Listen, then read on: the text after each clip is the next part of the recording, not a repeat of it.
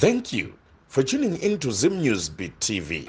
Kusangana zvekare kwatiri kuita paZim Newsbeat TV. Zita rangu ndinoitwa Frank Wesere. Sezvamuri kuona kumashure kwangu, muzuva ranhasi tabuda takananga kumusha weMount Darwin Prison, uko kwatatirega tiende tinoona hama nevadikani vari kurarama vari mukati meusungwa, sezvo riri wiki ratingati reFamily Week, apo majeri ese enyika yese anenge akavhurwa kuti hama neshamwari mukwanise kuenda muchinoona vadikani venyu vari kurarama vari mukati meusungwa muine nguva yakatambanuka. Regai titenderere tichitaura navo tichinzwa kuti vari kunzwawo sei nemukana wavapiwa neZimbabwe Prisons and Correctional Service. Takapinda mukati meusungwa nekuda kwefraud, kwanga kune army recruitment yaitwa kuZimbabwe National Army. Saka kune vana vakabvisa mari dzataitawo zvekubiridzira vachida kupinda pamabasa, saka ndo vanga vasinawo zvikwanisiro zvakakwana kuti vapinde. Vaida kupindawo nemutoo wekuiswawo nebackdoor, asi nekuda kwekuzoti isataizivawo kuti kutyora mutemo, asi takazoona kuti ingaimhosva idzi ndo kuzopindawo kwatakaita mukati, kupinda mukati meusungwa. Asi imimi muchitarisa maitova muZimbabwe National Army here kana kuti maivawo vanhu vaingoda kuchestira vanhu? I was just assisting only. Alright. Yeah, just that. Saka mazoenda kumakoti makaanzi muchagara mukati meusungwa kwenguva yakareba sei? Ndakanzi should be 3 years point. So ne restitution yekuita giving back mari dzevanhu, kana ndapa mari ndina another date before andofana kuboda. Saka we are still working towards mari yekuti tiite paying back mari dzevanhu vacho vakaita izvozvo. Kana vakatadzosera mari tarestituta vanhu mari dzavo, then takukwanisa kubuda nguva yatakatarirwa isati yasvika. Asi kwaiva kutanga here kupara mhosva kana kuti zvakamenge zvamboitika kumashure? This is the first time andaombobvira ndakasungwa since life. Kubva ndichitanga kuzvarwa, now I'm 34 years, andaombobvira ndakambosungwa upenyu hwangu hwose, ende ndo first time yangu yekutosungwa. Zvakatokatyamadza vanhu vazhinji venharaunda, vekuchechi vamwe vakawanda, nekuti nditori munhu antone post yakatokurawo muchechi, but zvakangoitikawo it was a devilish will yakangoitikawo yekuti ndipinde mukati meusungwa unoyu, and that was the way yaMwari yekuti ndanga ndakufamba munzira dzakaipa. Saka Mwari angada kutraya kungoti ndidzoke pakunamata Mwari mumweya nemuzvokwadi. And to my surprise, Mount Darwin Prison Church ndindototungamirira service, ndindototungamirira church, ndakabva ndangopiwawo zvese zvandairamba kunze totally. Ndakabva ndangosvika nchingonzi ndine leader wazvo mujeri. Saka ndongotenda Mwari kuti vakundipawo mukana wokutaura shoko raMwari. I'm just teaching others. Ndikuvatisha a lot of things, and vanhu vakawanda vari kutendeuka mujeri, vari kutestifya. Ndakanamatira munhu ari kutokwanisa kutongobva kukota achidzokera kumba. Saka zvinhu zviri kutongondishamisa kuti God is doing my miracles nemawonders mukati melife yevamwe kuburikidza neni ndirimo muMount Darwin Prison muprison. Takatarisa ugaro wemujeri, pane matarisirwo azvinoitwa nevanhu vari kunze nekunge mazopinda mukati. Chii chamungada kuvadzidzisa chavasingaona? Chandoda kudzidzisa, a long time back it was the Zimbabwe Prison Services. Now at these days takuidedza ichinzi Zimbabwe Prison Correctional Services. Zvine a different yakakura pekuti correctional ZPS yanga iriko kare neyako mazuvano. Rehabilitation yatiri kuwana mujeri yakakura kudarika yanga iri yekudhara, nekuti so far we can communicate nana sekuru vanochengeta jeri zvine relationship yakanaka, nana gogo vanotoseka nyaya, and it brings something mumwoyo memunhu mekuti anongona like ari kumba, ari kungopika jeri, but anotofila comfortably kuti pandiri panzvimbo ndiri kugamuchirwa. And kana time chikafu, panodyiwa chikafu, time yekugeza unogoza consecutively time yaunoda, unogara wakachena, unonzi wachauita seita se. Saka some of those things zvinoita kuti munhu ungova nepfungwa dzekufunga kuti ndiri kurarama zvangu mukati meusungwa, but outside look I'm just living like munhu ari kungori kumba.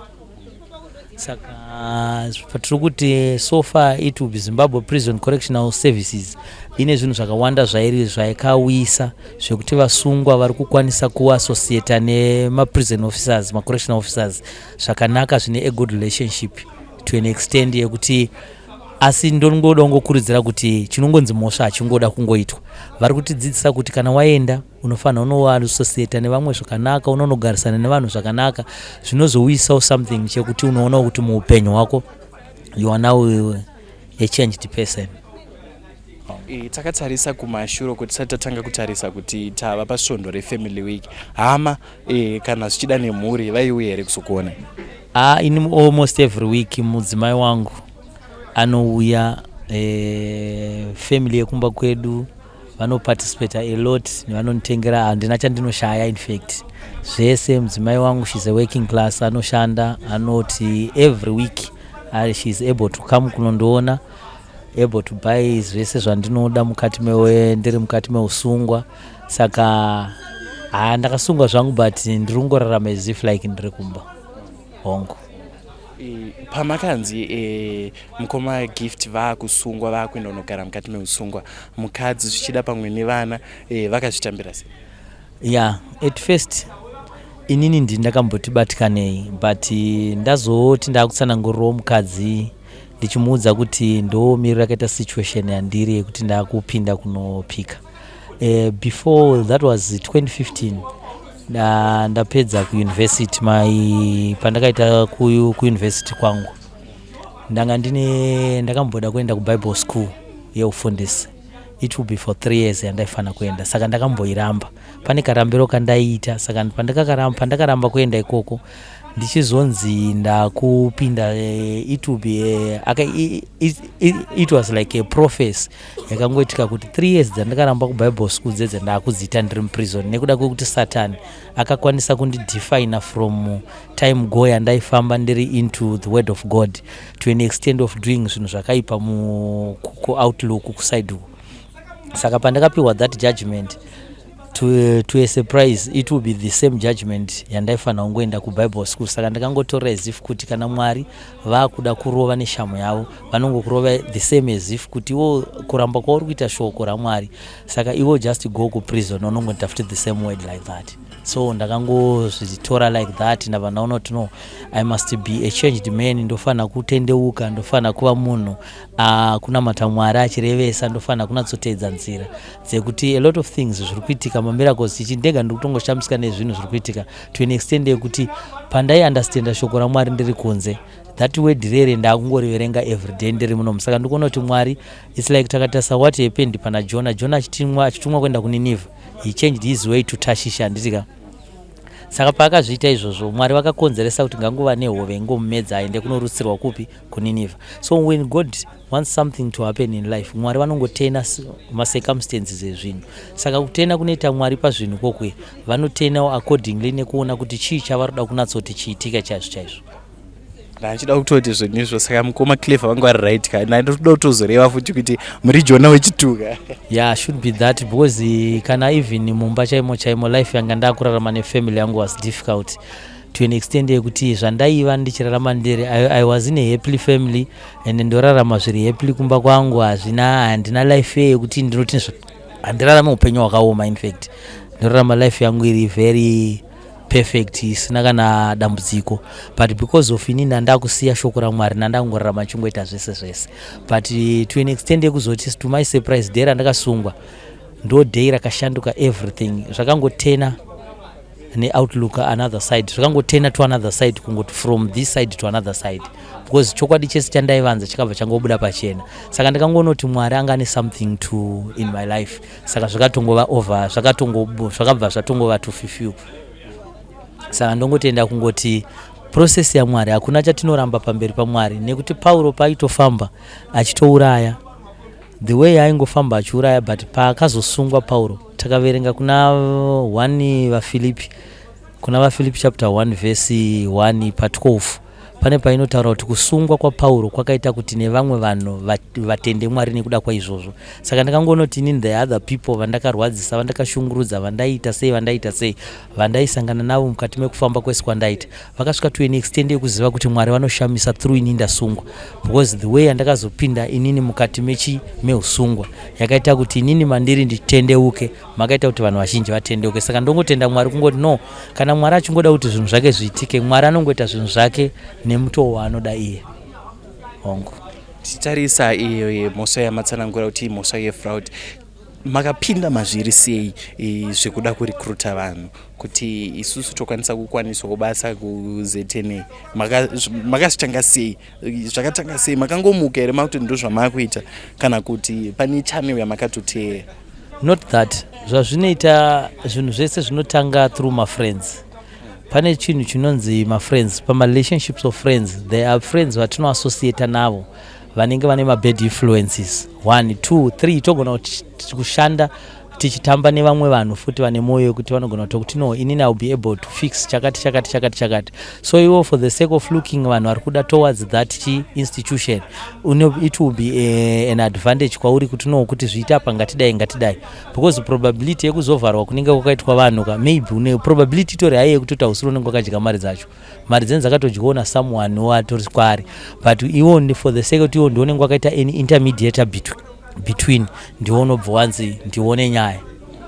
Saka ndopo unobva wangosariro ipapo. Since life andambobvira ndakapinda hangu extremely zones akadaro ari difficult yekuti kana even to a surprise to my family yakatoshamisika kuti hausachi kuti family yangu kuti nini, kana even to my family yakatoshamisika kuti ndingatopinda muprison kutosungwa nemhosva dzakadai, because havatoziziva, because since life kubva ndizvarwa ndombobvira ndakatomboiswa cheni upenyu wangu wese. Saka it will be a first time in history zvakatokatyamadza nefamily, kana izvo zvinanhasi they are still surprising kuti vamwe vakatodzwa kuti ndakasungwa, rutoshokeka kuti ndakasungwa. Ongo ndazwa muchitaura nyaya yekuti iko zvino muri kupiwa yatingati rehabilitation, ndezvipi zvimwe zvamuri kudzidziswa makagara mukati meusungwa? Inonzi rehabilitation yatiri kuwana pajeri parakafanana neZimbabwe Prison Services, Correctional Service eMondarweni. Kugara kwatinoita vasungwa vane macharacters akasiyana. Kune vamwe vanouya nema-assaults, vamwe vanouya nema-robbery, vamwe vanouya nemurder, vamwe vanouya nemhosva dzakasiyana. Saka character yemunhu inogara mupfungwa dzake accordingly nekupara kwaakaita mhosva. Saka pane mumwe munhu wekuti anogona akaita murder, nditika ane mhosva yemurder, munhu anenge achifunga mufungwa make kuti nezvandakaita murder, saka I am someone akatoipisisa chaizvo. Saka paanozowanawo entertainment, saka zvakafanana nevamwe sasekuru ava munogona kutombowanika music. Sekuru vatinavo rehabilitation ava vanotosvika votanga kutamba, saka ukatona munhu iye achitosekerera, you see yourself kuti munhu uyu akutokwanisa kutombowanawo age of your mood to an extent yekutoseka. Saka something zvakadaro pazvinenge zvichinakidzawo mukati memoyo wako, pfungwa dzinoenda kure, plus zvinoita kuti iwo paunenge ushanyirwawo nehama vachitaura newo muchidiscussa, kune dzimwe hama dzinorambawo hama nekuti dzakapara mhaka, but pane pekuti vakaita counseling yavo nemunhu iyeyo anosvika pakugamuchirawo hama yake kuti no, nekuda kwekutadza kwaakaita ndakumisawo mukati memoyo wangu, kana ndamisa mukati memoyo wangu toregererana, vanotokumbirana regero, ngatiregerane zvakati. Tine varume vanobata vakadzi nezvikomba, then wozosungiswa ivo vachirova akabatwa wacho, abata chikomba ndiye anozosungiswa achinzi iwewe warova munhu, handitika. But vanosvika pakuregererana, uyewe wacho uyewe akabata ningrini, akabata chikomba nemukadzi wake, vanosvika pakutowadzana zvekutosekererana, notoona nyaya yatonzi aiwa vanhu yesi yasara yanyaya panyama, but pamweya vanhu ava vatoita vareconciliate, vakutowirirana zvinhu zvavo zvatoright. Saka rehabilitation iri paMondarweni tongotenda kana kwese kwadziri kuti dziri kuita something to aid mupfungwa dzevanhu vakasungwa, kuti kana vazoita vazodzoka kune vanhu kunoko vanorarama muraramiro wakanaka, ende unenge uchinatsoona kuti life yavari kurarama vanenge vanhu vaive vasina zvavari kufunga zvakawanda, ndoomirira zvinenge zvaita. Toti nhasi uno ndakupai mukana wekusangana nehama dzamakatadzirana nadzo, ndiape mashoko amunoda kurasira? It's like the first zvakaitika ndezvekuti inini ndiri seni ndakasangana nevandakatadzirana navo is only asking forgiveness, nekuti bhaibheri shoko raMwari rinoti hanzi endai kune vamakatadzira muchivakumbira regero, because wakaverenga kuna Levitico chapter 6 pane painotaura kuti hanzi kune uyo akatora chinhu chemunhu ngaachidzore kashanu. Saka it's only a matter yekuti inini kana ndikanzi ndabuda mukati menzvimbo inoyi, I will surely go to ask forgiveness kune vanhu vandakatadzira kuti ndiregererei. I will pay them pandinokwanisa kuti ndokumbirawo mundiregerero nekuda kwekutadza kwandakaita, kuti inini ndive une relationship yakanaka navo munharaunda, ndigarawo zvakanaka ende naMwari wandinonamata, nekuti bhaibheri shoko raMwari rakabva rataura kuti munhu iyeye ngaadzose kashanu zvinhu zvaakatorera munhu kana wakanhonga kana wakaita sei, give back kashanu. Saka paunenge uchinzoenda unodzosera kashanu ndokunonzi kutendeuka, because chinonzi kutendeuka hausi kungotendeuka panyama, unofanira kutendeuka panyama nepamweya, nekuti chatinorwira pasi panapa isi hatirwire kuzvepasi pano, tinorwira zvekudenga.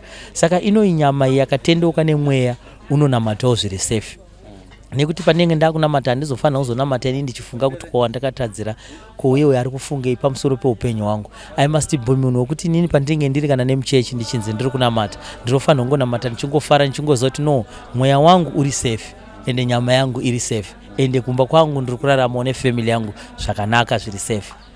And to my surprise mukadzi wangu ndiye akatanga kundiparidzira this word kuti daddy please kana mabudawo mujeri come and give and ask for muregerero nechi munokumbira regero kune vanhu vakava makatadzira, because tiri vanhu vanotyawo Mwari, ngatirambe tichingotyawo Mwari sekutya kwatinongomuita. Saka kushuwira kuti kana ndazobudawo mukati menzvimbo inoyi nekabudiro kandichaitiswawo naMwari, ndongoziva kuti vanhu ivava ndichaendawo kunokumbirana navo regero tichiwanirwa nyasha takadaro. Hanzi namukoma Clever maigara muchitaura zvebhaibheri, but iko zvino maunozadzisa here nemabasa? Ya bhaibheri ndakagara ndichingoritaura kubva ndichizvarwa, because ndakakurirwa muZimbabwe Faith Mission Church AFM, Apostolic Faith Mission Church in Zimbabwe, ndo chechi yandinoenda kubva ndikure kusvika pandiri panapa. Nditori kupresentorship, nditori munhu anotoridza mainstruments SM Church, nditori mwana wesangano anototendwa zvakasimba, asi Sataniwo nekunyangirawo kwaakaita, nekuti Jobho chayakatombo Mwari wakatotendera Jobho kuti aedzwe. Saka zvimwe zvinhu ndongoisawo nemareferences kuti pamwe kuedzwa kwandakaitwawo uku handizivo kuti nandarambawo Mwari kusvika to which extent yekuti ndiedzwawo nemuto wakadai wakazondipinzawo munzvimbo inoyi, but muupenyu hwangu ndandakatozvipa chekuti ndanga ndisina tarisiro yekuti muupenyu hwangu ndikatozorarama ndiri musungwa. Ende kana nanhasi ndikuzvaandastenda hangu kuti ishamu yaMwari, but zvinhu zvitori zvandiri apa ndakutongorarama ndichitongoona kuti aiwa no, Mwari ane kaitiro kaida kuti zvinhu zviitike, kwete kuti inini ndakatadza kuti ndipinde mujeri nditongwe, asi ndaida kuona kuti aiwa no, it's only a way yekuti Mwari wangu akada kundidzosa munzira dzavo. Saka ndongotaura kuti shoko raMwari ndiringori munhu akangozvarwa ari mandiri, handambobvira ndakapita fodya, ndakanwa doro, nditori munhu wekutoti ndototendwa zvakasimba kuti kana pari pakunamata Mwari nepakumira pana Mwari, nditori munhu andotendwa nemachechi akawandisa. Ndofunga should be in Mashonaland Central munomu ndotori nemachechi akatowanda, ratoshamisika nekusungwa kwangu, asi ndikutongoti no, nzira dzese Josefa chaichaye akatosvika pakutengeswa nevakoma vake akaenda kanogara maPotifa. Then Potiphar's wife akatosvika pakutomuedza, akasvika pekutoti Josefa andirepa, kusvika Josefa iswa mutorongo. Saka ndongoona kuti zvinhu zvese kana Mwari achida kuti uite basa ravo vanongone process mavanongokupinza namo. So saka ini ndongoti it will be a process yandakangopinzwa nayo naMwari. Satani akangondishanyirawo nemumwe mutoo, ndati ndashanyirwa nemutoo, Mwari akazongondipinzawo nemumwe mutoo waakada. Saka ndingoona hangu kuti kubuda kwandichaita mukati menzvimbo inoyi, Mwari anenge ane chihombe chikuru chaizvo, because no testimony without a test. The first thing is for you to be in a test, then after a test it becomes a testimony. So I will say a testimony after a test. So mandiri muno ndiri mu test mekuti ndizotaura testimony mangwana wangu. Kune vazhinji vari mukati meusungwa munomu vasina kumbobvira vawana kana hama dzinovatevera kuti dzizoona kuti vakagara sei. Ndeapi mashoko amunoda kukurudzira kumhuri dzakadaro? Ini ndichandoda kukurudzira kune vanhu vane hama dzisati dzauya kunovaona, ini ndongoda kungovasimbisa kuti zvinhu zvose takazvisa muna Mwari zvinofamba. Hapana chinhu chinoitwa chakaitwa chisina Mwari chinenge chisingabatsiri. Chinonzi hama, kana takutaura hama dziri pakasiyana siyana, nekuti pane dzinonzi hama munaShe. wakapinda musituation pane dzinouya hama munashe dzekuti dzinogona kutokubatsira dziri munashe. Then zvakafanana nerehabilitation yeMaunda Road Prison Correctional Services, pane machurches anoshandidzana navo atinoziva akafanana naFogo, akafanana na Light of Life, Zayoja, PhD kwamagaya, then koita mamwe machurches Roman Catholic, machechi anouya. So vakasvika paextend yekuti vakatotorowo vanhu vakafanana nevavo vakavaudza kuti no, hama dzenyu tisu. So vari kuitawo mavisits avo vachivavhizitirawo, vachiuya vachivaona, vachivapawo zvavasina, vachivabatsirawo pakadaro.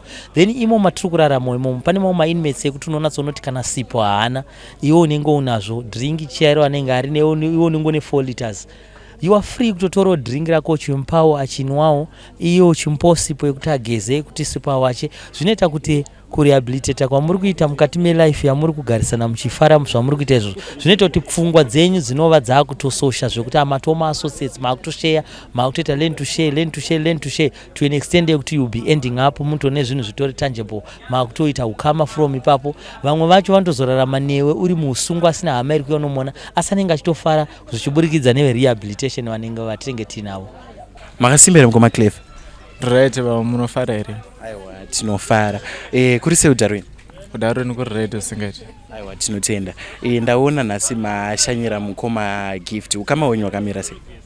Gift Gomba ndi blazi vangu. Ana mai vedu mukoma nemuning'ina. Yes. Muri kunzwa sei nemukana wamapiwa neZimbabwe Prisons and Correctional Service wekuti mushanyire vadikani muchiwaniswa nguva yakatambanuka yekugara pasi nawo muchinzwawo zvinenge zvichivanetsa? Ndinofara zvisingaite nekuwaniswa mukana wekutaura nablazi vangu vari mukati meusungwa semunhu watinenge tasuwa, then tozowana mukana wekuti tinge tichifara tichitaura zvakasununguka tiri panze navo tiri tese. Asi mavawana vari sei zvichida pamwe pachimiro kana kuti vakagara zvakanaka?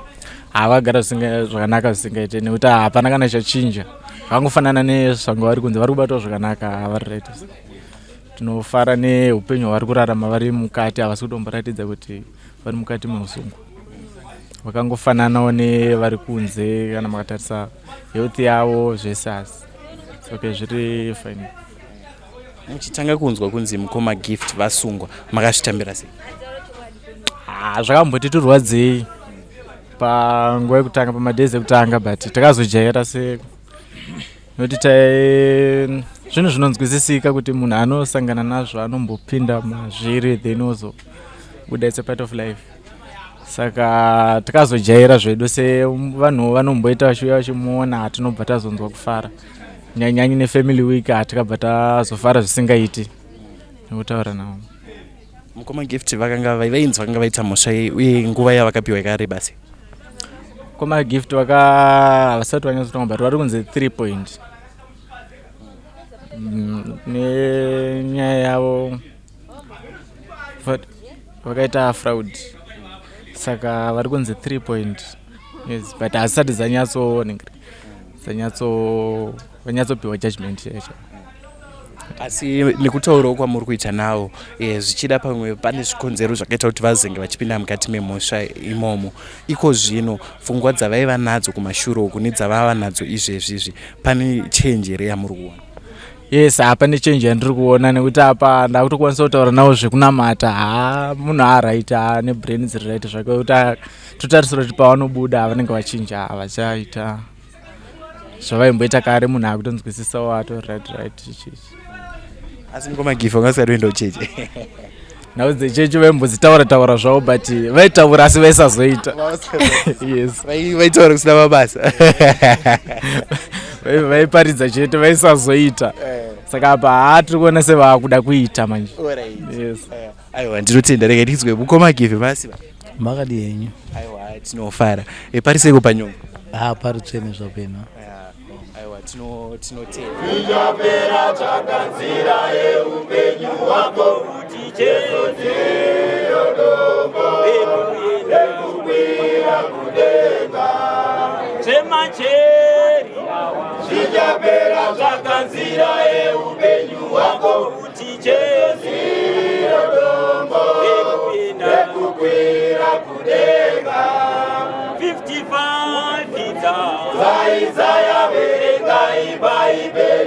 unodaidzwa nashe usatora ruponeso 55 idza Isaya verenga ibaiberira unodaidzwa nashe usatora ruponeso Isaya 1 mukati eitini zviri zvenyu zvikatsvuka sei mukauya nazo zvichachena sechando Isaya 1 mukati eitini zviri zvenyu zvikatsvuka sei mukauya nazo zvichachena sechando upenyu hwanga hwandinesa ndanga ndafunga kuzvisungirira aiwa tenzi mandisunungura handichatsokeri shure upenyu hwanga hwandinetsa ndanga ndafunga kuzvisungirira aiwa tenzi mandisunungura handichatsokeri shure ndamuwana Jesu ndamuwana namazuva ekupedzisira ndichagara naye tamara nekusingapere ndamuwana Jesu ndamuwana namazuva ekupedzisira ndichagara naye tamara nekusingapere zvepasirino izvi zvichapera tsvaka nzira yeupenyu hwako tichenzira dongo ekuenda kudenga amba murayiro waMwari ndiwo unokuchengetedzai pamunenge muri pose ndiwo mutupo wenyu hamungaereswe madzinza vasina upenyu munashe chinoereswa ngachive chinhu chinokosha hama murayiro waMwari ndiwo unokuchengetedza pamunenge muri pose ndiwo mutupo wenyu hamungaereswe madzinza vasina upenyu munashe chinoereswa ngachive chinhu chinokosha baba murayiro waMwari ndiwo unokuchengetedza pamunenge muri pose ndiwo mutupo wenyu hamungaereswe madzinza vasina upenyu munashe chinoereswa ngachive chinhu chinokosha kana mukafamba nemurayiro tamba chiedza chenyika usazokanganwa kuitira vamwe rudo munashe indiyo vimbidzo yakagadzirwa naJesu yoenda teerai Mwari nekuti ndivo vanokosha kana ukafamba nemurayiro tamba chiedza chenyika usazorivara kuitira vamwe rudo munashe indiyo vimbidzo yakagadzirwa naJesu yoenda teerai Mwari nekuti ndivo vanokosha sisi murayiro waMwari ndiwo unokuchengetedza pamunenge muri pose ndiwo mutupo wenyu hamungaereswe madzinza vasina upenyu munashe chinoereswa ngachive chinhu chinokosha mama murayiro waMwari ndiwo unokuchengetedza pamunenge muri pose ndiwo mutupo wenyu hamungaereswe madzinza vasina upenyu munashe chinoereswa ngachive chinhu chinokosha rugare neupenyu takaripiwa kare patakagamuchira Ishe Jesusa Ishe muponesi takarwisa pasi pemoyo yedu kuti tiponeswe teerai Mwari nekuti ndivo vanokosha rugare neupenyu takaripiwa kare patakagamuchira Ishe Jesusa Ishe muponesi takarwisa pasi pemoyo yedu kuti tiponeswe teerai Mwari nekuti ndivo vanokosha baba murayiro waMwari ndiwo unokuchengetedza pamunenge muri pose ndiwo mutupo wenyu hamungaereswe madzinza vasina upenyu munashe chinoereswa ngachive chinhu chinokosha. Tisi murayiro wamwari ndiwo unokuchengetedza. Amunenge muri pose ndiwo mutupo wenyu. Amungaerese vematsitsa pasina upenyu munazvo. Chinoereswa ngachiri chinhu chinokosha. Kumba akashayikwa mumwe munhu wakafanana naye. Vakashayikwa iye pakunamata. Vakashayikwa munhu wakafanana naye. Vakashayikwa iye pakunamata.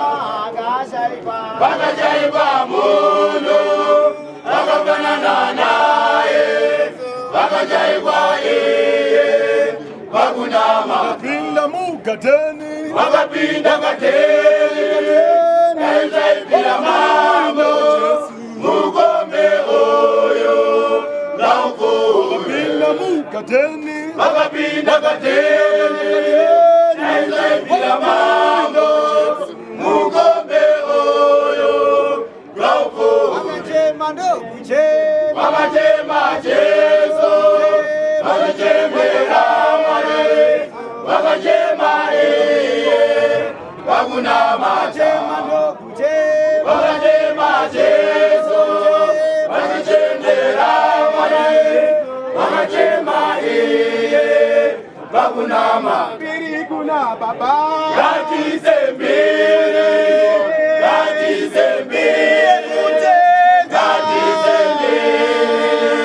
pakunamata. mbiri kuna baba, Ngatizembire,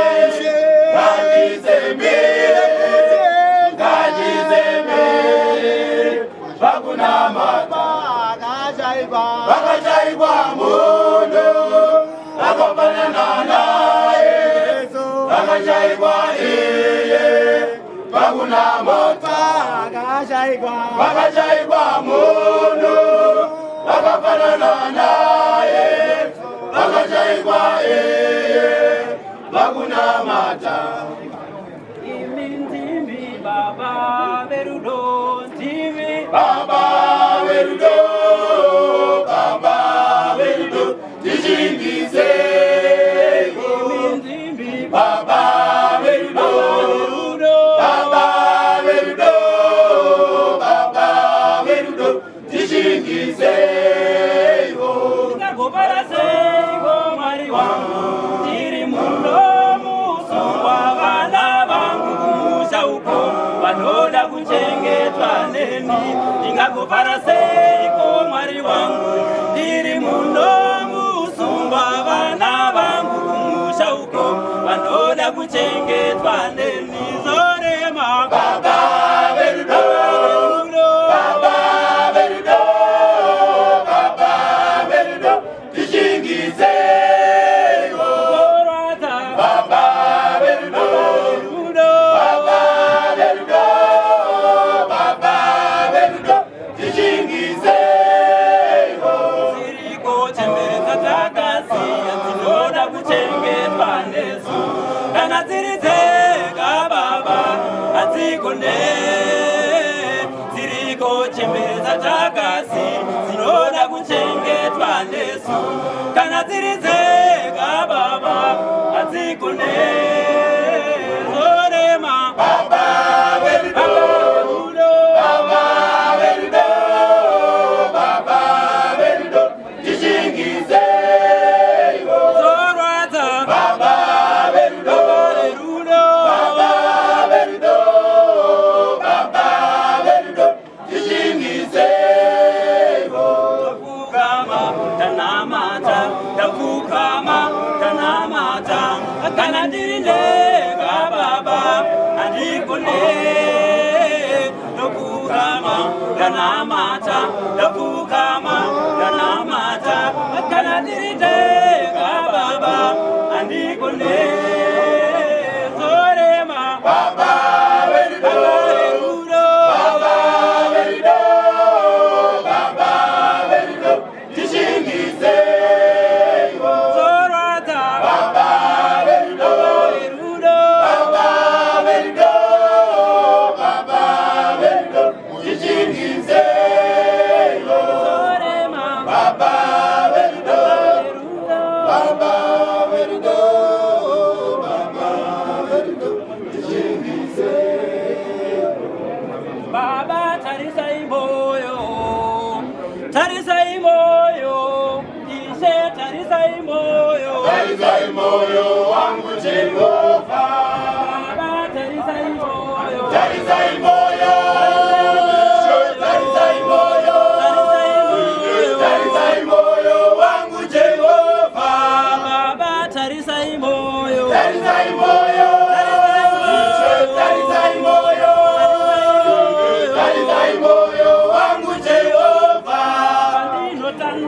baba. tarisai moyo, tarisai moyo, tarisai moyo wangu Jehova, Pandino pamba baba. tarisai moyo, tarisai moyo, tarisai moyo wangu Jehova, Sandaka sungwa baba.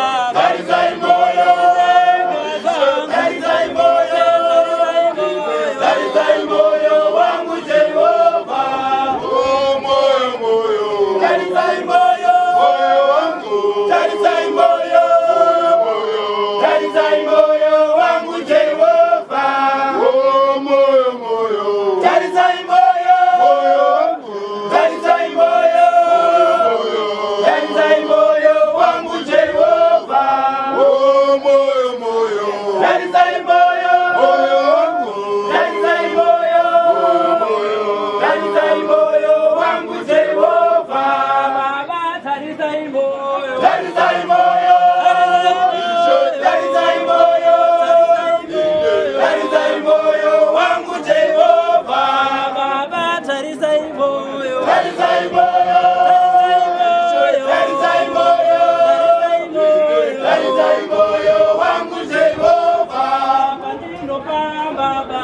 tarisai moyo, tarisai moyo, tarisai moyo wangu Jehova, Pandino tandara baba. tarisai moyo, tarisai moyo, tarisai moyo wangu Jehova, oh moyo moyo, tarisai moyo, moyo wangu, tarisai moyo, tarisai moyo wangu Jehova, oh moyo moyo, tarisai moyo, moyo wangu, tarisai moyo, tarisai moyo wangu Jehova, oh moyo moyo, tarisai moyo, moyo wangu, tarisai moyo, tarisai moyo wangu Jehova.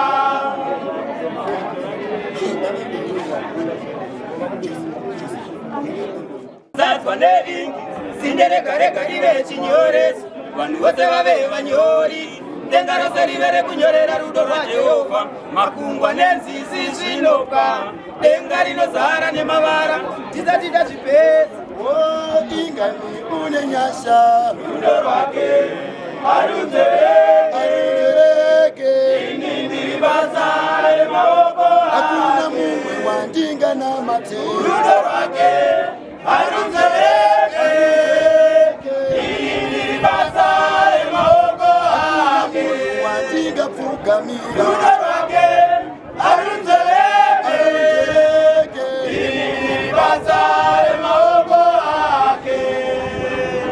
dai peni yangu iri meso yemuveso nairo bepa racho riri danda rinovesa mashoko angu aiveswa padanda irori aizovei aizobudei dai peni yangu iri meso yemuveso nairo bepa racho riri danda rinovesa mashoko angu aiveswa padanda irori aizovei aizobudei una nyasha rudo rwake Harunzereke, ini basa remaoko ake, wandinga na mate, rudo rwake harunzereke, ini basa remaoko ake, hakuna munhu wandinga pfugamira, rudo rwake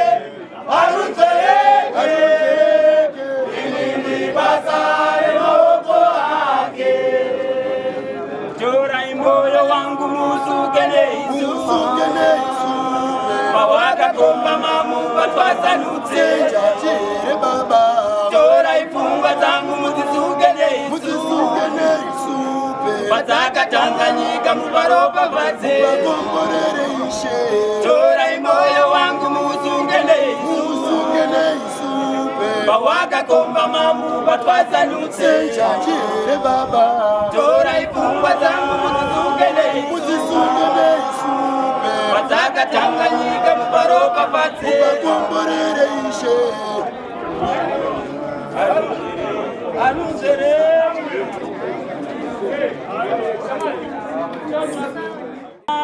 vakasvika pakunyatswa hakuna vakadana muzita renyu vakasvika pakukundikana hakuna vakavimba nemi Mwari vangu vakasvika pakunyatswa hakuna vakadana muzita renyu vakasvika pakukundikana hakuna vakavimba nemi Mwari vangu vakasvika pakunyatswa hakuna vakadana muzita renyu vakasvika samatenga torumbidza inotiepenesa atizvidza pano isusu hakuzi kugona kwedu asi nyasha dzenyu baba samatenga torumbidza inotiepenesa atizvidza pano isusu hakuzi kugona kwedu asi nyasha dzenyu baba samatenga torumbidza inotiepenesa atizvidza pano isusu hakuzi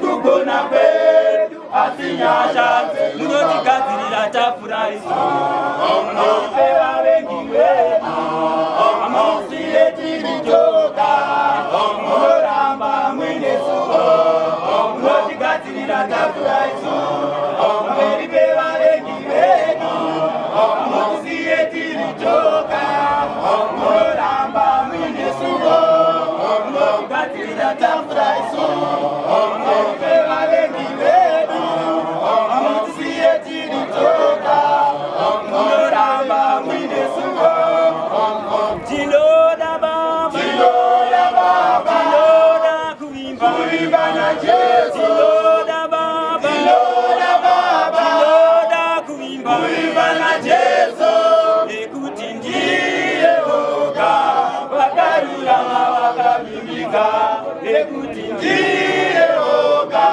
vakarurama vakavimbika aivaise aivaiva baba ebeneza aivaivaise akasimudza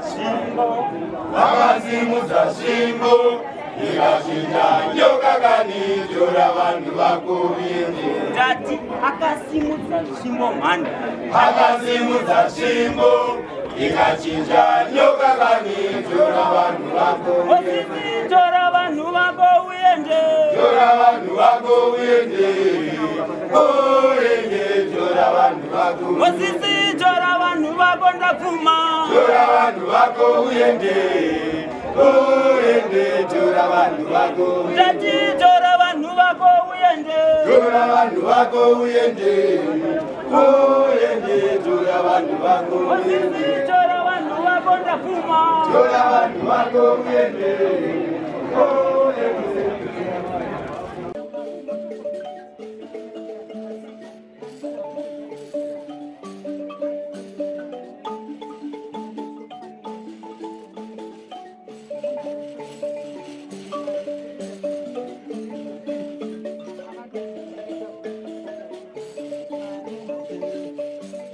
Thank you for tuning in to Zim News Beat TV.